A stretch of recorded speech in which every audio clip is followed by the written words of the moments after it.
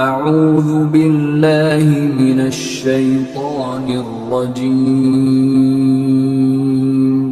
بسم اللہ الرحمن الرحیم۔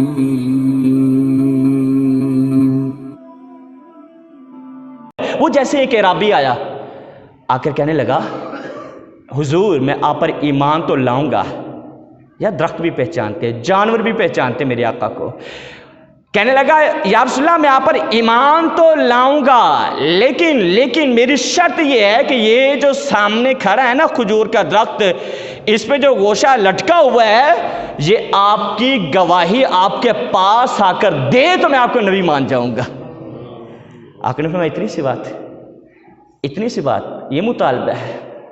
کہنے لگا یا رسول اللہ یہی ہے، اگر آپ یہ میرے پاس آئے گا اور آپ کی گواہی دے گا نا تو میں آپ کو اللہ کا نبی مانوں گا، کلمہ پڑھ کر مسلمان ہو جاؤں گا۔ میرے آقا نے کیا کیا؟ وہ جیسے چاند کو اشارہ کیا تھا نا، گوشے کو اشارہ ایسے کیا، ایسے چاند جھک جاتا جدھر انگلی اٹھاتے مہد میں، کیا ہی چلتا تھا اشاروں پر کھلونا نور کا۔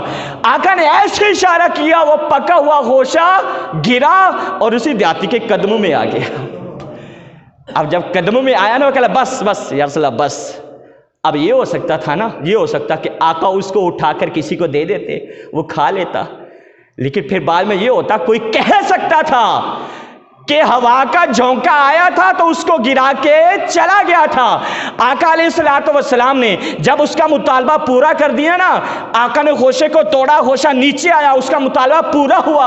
آقا نے فرمایا دیکھ لیا یا رسول اللہ، دیکھ لیا، کلمہ پڑھ لیا؟ آقا پڑھ لیا۔